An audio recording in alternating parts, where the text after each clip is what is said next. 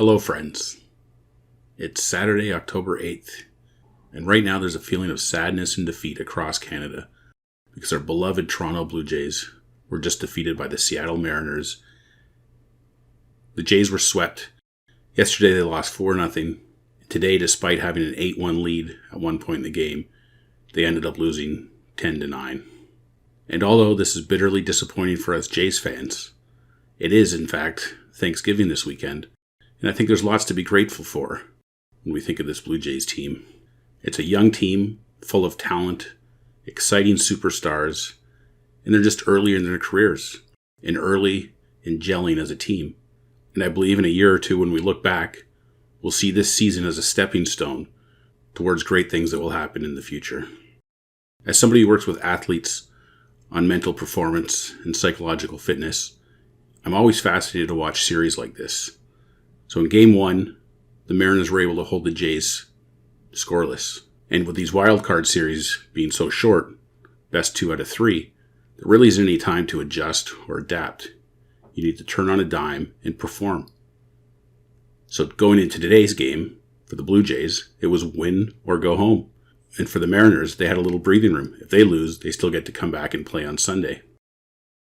So despite today being down 8-1, when you looked at the dugout for the Mariners, everyone was loose. They weren't going home if they lost. So they could just play loose and see what happens. And they kept the pressure on. They kept trying, kept competing. Meanwhile, on the other side, with a 7-run lead, you could almost sense the nervousness, the do or die situation. And as the Mariners started clawing their way back, you could start to feel the loss of hope and maybe the inevitability of defeat on the side of the Blue Jays. Now, don't get me wrong. I'm sure every player to a man still played their hearts out and are probably feeling pretty crappy as I speak right now. But that will all change. They'll bounce back. They'll be resilient, and they'll come back even more hungry, more determined, and with the benefit of experience.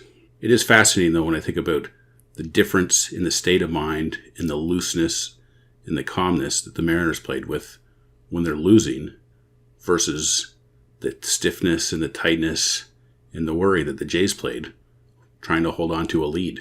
In fact, there's a critical play late in the game where the bases were loaded and a bloop fly ball into center field into no man's land was hit, and charging in at full speed is George Springer in center field, and running out from shortstop is Bo Bichette. And they're both so determined to try and get that ball to make the third out for the inning, they end up colliding and both getting injured. Springer ended up having to leave the game with an apparent concussion, and we'll see how much damage was done there. But the ball fell in, and all 3 runners came in to score to tie the game at 9-all. Now, when I think about it in retrospect, sure, they wanted that third out, but more important imperative in that time of the game is not to let 3 runs score. If only one of them had held back a little bit, maybe they could have held it to 1 run or 2 runs and they would have still had the lead and nobody would have been injured. It's just small things like that can really turn a game. Anyway, congratulations to the Seattle Mariners. It's been quite a few years since they were in the playoffs. So from an overall baseball perspective, it's great when cities and teams shake off a long drought like that and move on. Anyway, this is just the start of the Major League Baseball playoff picture. And I'm sure there's going to be lots of drama, lots of joy and victory and sorrow and defeat ahead. And I look forward to watching it all. Until next time, go unleash your potential.